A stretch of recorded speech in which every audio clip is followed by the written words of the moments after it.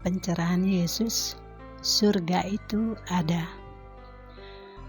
Betapa bodohnya orang yang bukan menjadi milik Yesus, yang tidak termasuk salah satu dari milik Yesus, tetapi menafsirkan isi Alkitab seolah-olah ia yang sangat mengetahui siapa Yesus daripada penulis Alkitab itu sendiri. Ingat, Alkitab bukan diturunkan dari surga, tapi Alkitab ditulis oleh orang-orang yang hidup di zaman Yesus hidup. Dan orang-orang yang mengetahui kebenaran Yesus wafat di kayu salib, dimakamkan, dan hari ketiga Yesus bangkit, dan 40 hari kemudian Yesus diangkat ke surga. Itu kebenaran suci, tidak bisa diubah, tidak bisa dipungkiri. Siapa yang memerintah di saat itu? Siapa yang memutuskan hukuman mati itu?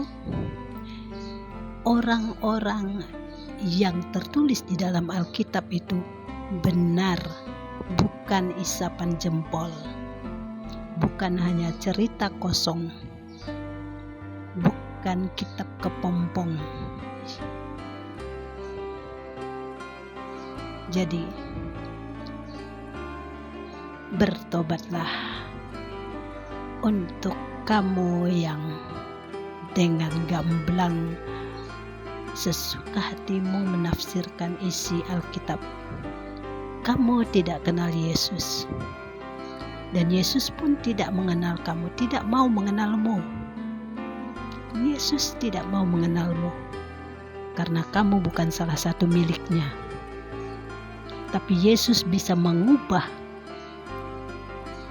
kepada siapa saja orang-orang yang dia berkenan agar mengikutinya. Camkan itu baik-baik. Bahkan Rasul Paulus saja yang mengejar dan membunuh pengikut Yesus bisa dipertobatkan oleh Tuhan Yesus.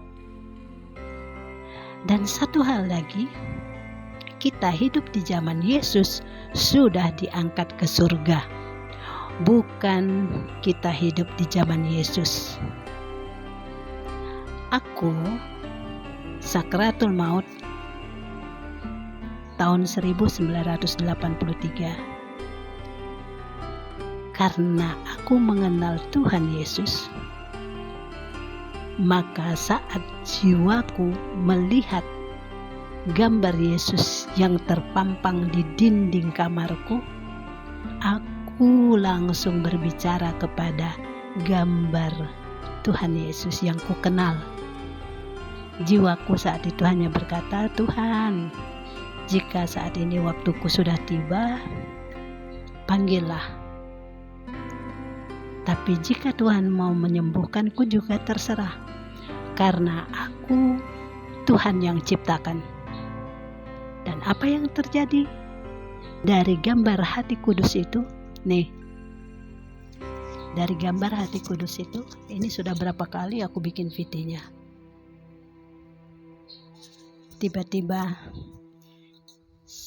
ada setitik cahaya terang yang membentuk hati, dan dari hati yang terang bercahaya itu bisa turun tangga, bisa turun pradeni merah, dan ada seorang yang tinggi berjubah putih terang, wajahnya berkilauan bercahaya, menuruni tangga. menuju ke arahku yang terbaring dalam kondisiku yang sakratul maut. Apa yang terjadi? Dia menjamah keningku, menjamah kedua kakiku. Detik itu juga aku disembuhkan. Nih, sampai saat ini penyakitku tidak pernah kumat. Aku hidup, aku sehat kembali. Karena siapa? Karena Tuhan Yesus yang kukenal. Jadi, apapun katamu wahai dunia, aku hanya mengingatkan saudara-saudariku yang sudah dibaptis, yang sudah menjadi milik Yesus, tetaplah taat dan setia dalam menjalani hidup di dunia ini. Ingat, semakin dekat waktunya, semakin banyak kejahatan dan dosa dunia yang ditawarkan kepada kita. Tetaplah setia menapaki jalan kebenaran Yesus. Karena Tuhan Yesus tidak meninggalkan kita sendirian. Ia menyertai kita sampai akhir zaman. Amin. Amin.